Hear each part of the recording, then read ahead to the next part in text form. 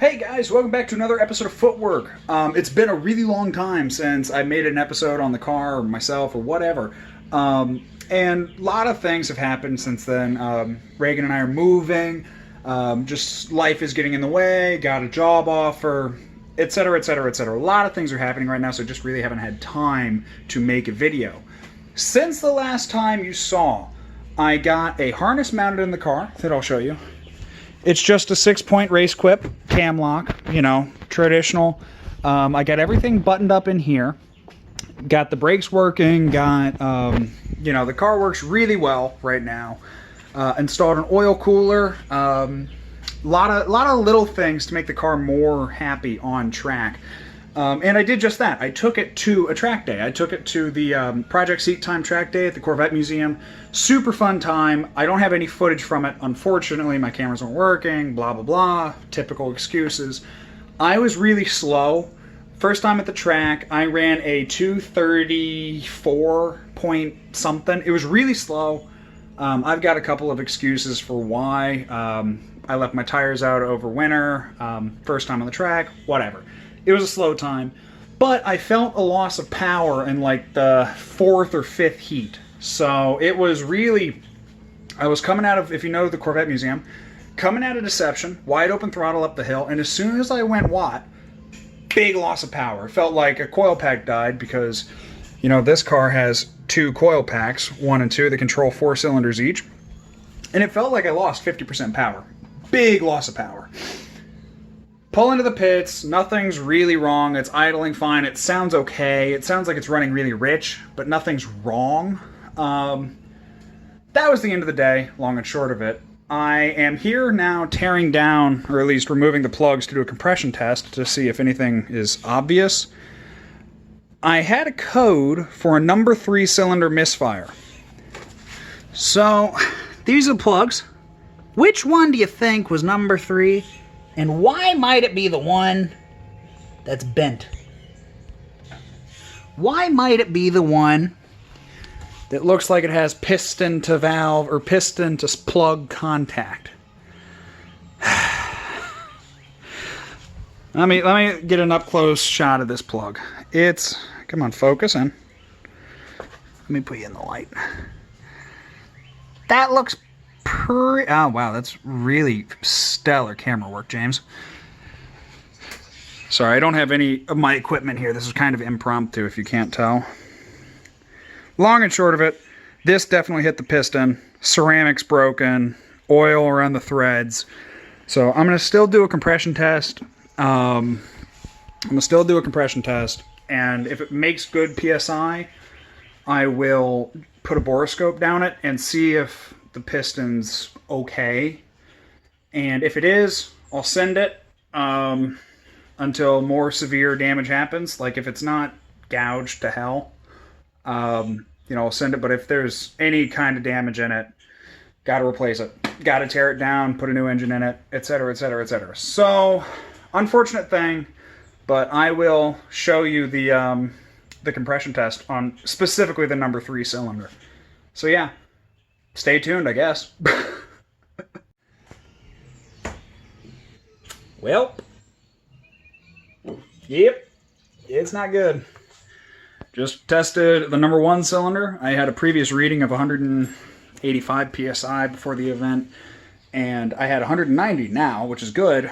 But the number 3 cylinder, the one with the contact, I don't know if you can read that, but that's a big old 6-0. So I'll try and shine a light down in the piston so you can see it. I can definitely see a little bit of contact. Definitely need to blow it apart now and figure out if it's salvageable or not. Unfortunate, but I have to pull the engine and gonna tank my more than likely, there's still a chance for Sebring, but more than likely I am not getting on track in 21. So we'll see. Rest of the season might be blown, no pun intended, but we'll take it easy. We'll play it by ear. Like I said, I'm posting sporadically just because a lot of things are happening right now. So I will probably the next time you see this mess of parts and car and whatever will be in my new house. So that'll be the perfect way to christen in the garage. Blowing this thing apart. And seeing what I can save, if anything. It's a good thing these 4.6 motors are cheap, because, you know, they are a dime a dozen, like $500 is a junkyard engine at most. So worst comes to worst, go over there and, you know, pick one out. But until now, dead in the water. Can't drive the car anymore. So I will see y'all later. But this is the update. Take it easy, y'all. Bye. Hey, video's not over yet. It's a new day. I had a good night's sleep, and I thought that I can do a couple more things before I'm like, all right, everything's got to come out. I'm going to do a borescope check, and I'm going to pull the valve cover off, and I'm going to see if anything reveals itself there. Just going to do a quick observation. I've got the nice rented tool. Thank you, AutoZone. Hashtag not sponsored, but you really should. But yeah, I'm going to, you know, pull the paper towel plugs that I've put in there and let you guys look at the results with me, alright? See you in a second. Pardon the awkward filming. I'm running out of hands as I do this. But I've got it on the number 3 cylinder right there. I don't know if you can see it. I will circle it in editing, but you're looking right there at the piston ring. You shouldn't be able to see that right now. I'll try and get a better shot of it, or like get a still photo of it. But that's the piston ring, so this piston has officially expired. It's come apart. I can't see the top of the head yet, or I guess the underside of the head, just because of how it is. So it's definitely going to be a minute. These heads definitely have to come off. It's not as simple as just a thwacked spark plug. So that is a rebuild and a rethink on how I'm going to make this car competitive. I'll take a picture of it, and then I will see you guys in the next one. It's unfortunate, but this thing happens in motorsport. So, again, I will see you in the next one. Take care. Bye. Okay, so I'm still back, and I think that's mostly because I seem to not be able to say goodbye. Took the valve cover off, had a peek. Everything looks pretty good, I'll be honest. Like, yeah, it's got oil stain here, but you, in my mind, would not expect this engine to have 70,000 miles on it, maybe more. This is the cylinder. I'll point in a second. I'm holding a light too, so like I said, it's kind of difficult, but these two right here is cylinder 3. I see nothing wrong. I don't see any let me get that light a little bit better. I don't see any broken springs, I think. Yeah, no broken springs, no nothing. I measured the cams, and you can see right, let me find it. Yeah, where are you? It's real hard to see, but right there is a casting number, and it says like 0.543, 0.547. That is the factory cam. It is a NPI cam, so no valve to piston interference there. I'm very confused. It seems like a piston just decided to go boom. Which is kind of upsetting. I'll be honest, because these heads are nice, you know? There's nothing wrong with them. They're a very nice piece. So, the rest of the teardown will have to wait until I'm in the new garage, month or so, and then I got to publish a video and well, I got to film and edit it and all that. So, rest of the teardown will happen in a month, maybe 2, I don't know.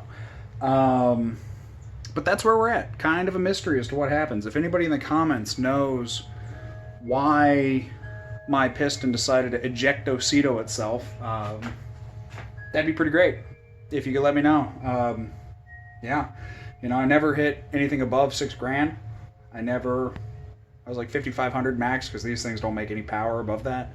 But yeah, just let me know. It seems like a really weird failure, I'll be honest.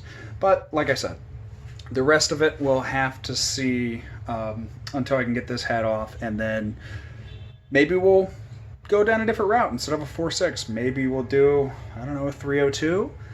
Maybe we'll even try and be competitive in C class instead of a 4 liter or above. We're going to go for a 3.8. Maybe we'll do a V6. Those were aluminum anyways, so it would shave weight off the nose of the car. I don't know, you know. So stay tuned. It'll be about a month or so, like I said. Lots of things are moving, and I don't really want to tear this down before I move. Just personal preference. But yeah, take it easy, guys, and this is the final goodbye. Take care.